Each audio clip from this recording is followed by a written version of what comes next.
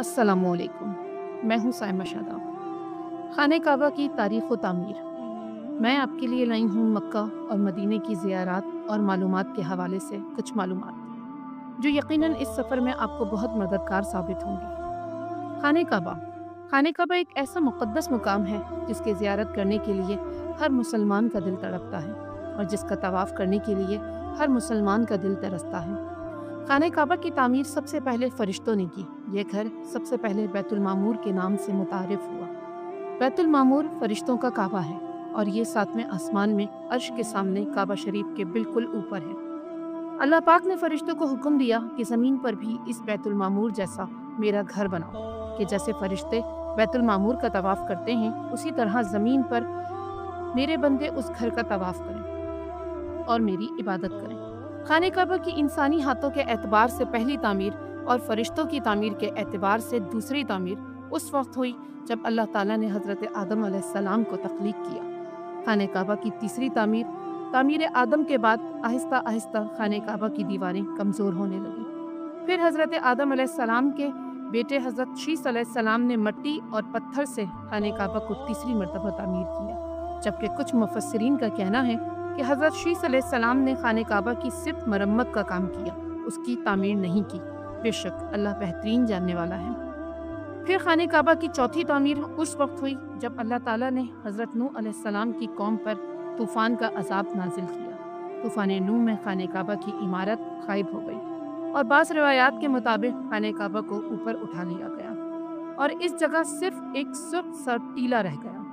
उस तूफ़ान के बाद जब हज़रत इब्राहीम अलैहिस्सलाम इस दुनिया में तशरीफ़ लाए तो अल्लाह के हुक्म से हज़रत इब्राहीम अलैहिस्सलाम और फ़र्ज़ंद इब्राहीम हज़रत इस्माईल अलैहिस्सलाम ने हज़रत जिब्राईल अलैहिस्सलाम की निशानदही की मदद से खाने काबा की तामीर फरमाई। मक्का में मौजूद इन पांचों पहाड़ों के मुबारक पत्थर अल्लाह के घर की जीनत बने, जिनमें कोहे लबनान, कोहे हिरा, कोहे अबुल कैस, कोहे सफ़ा और कोहे मरवा।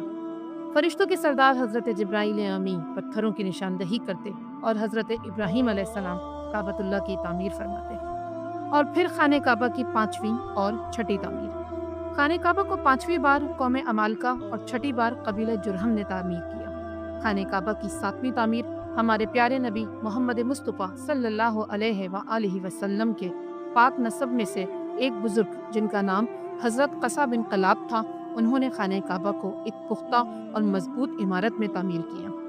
और फिर खाने काबा की आठवीं तामीर उस वक्त महसूस हुई जब कबीला कुरैश की सरदारी के दौर में ज़बरदस्त सैलाब आया, जिससे काबे की दीवारें बेहद कमज़ोर हो गईं। कबीला कुरैश ने खाने काबा की आठवीं बार तामीर करवाई, जिसमें आप सल्लल्लाहु अलैहि वसल्लम भी मौजूद थे, लेकिन उस वक्त सरमाया कम होने की वजह से कबीला कुरैश ने काबे की तामीर में हतीम को शामिल नहीं किया।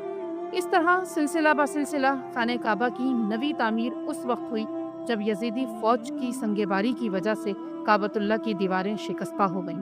हज़रत अब्दुल्ला बिन ज़ुबैर रज़ी अल्लाह ताला अन्हा ने खाने काबा की फिर तामीर की। 10वीं बार अब्दुल मलिक बिन मरवान के नाइब हज्जाज बिन यूसुफ, जो कि एक जालिम हुक्मरान था, उसने कबीला कुरैश की तामीर जैसा काबे को तामीर करवाया। क्योंकि मुख्तलिफ अदवार में खाने काबा की तामीरात में मामूली और मुख्तलिफ किस्म की तब्दीलियाँ होती रही हैं। फिर सल्तनत उस्मानिया के सुल्तान मुराद बिन अहमद खान शाह कुस्तुनतुनिया ने फिर काबे की तामीर करवाई और फिर शाह फहद बिन अब्दुल अजीज़ ने बैतुल्लाह शरीफ की तजदीद का काम शुरू किया। लिहाजा मुख्तलिफ अदवार में तज़ीन व आराइश का काम मुख्तलिफ शख्सियतों के हाथों होता रहा है, लेकिन अब जो मौजूदा हालत है वो कई अरसे से हम सब मुसलमान उसे देख रहे हैं। अल्लाह पाक से दुआ है कि बैतुल्लाह शरीफ की ज़ियारत और तवाफ़ हर मुसलमान को नसीब फरमाए। आप भी इस सफ़र में हमारा हिस्सा बन सकते हैं। इस छोटी सी कोशिश में अगर कोई गलती, कोई कोताही हो जाए तो अल्लाह और उसके महबूब के हुजूर माफ़ी की तलबगार हूँ और आपके ताउन की हमेशा मशकूर रहूँगी। शुक्रिया।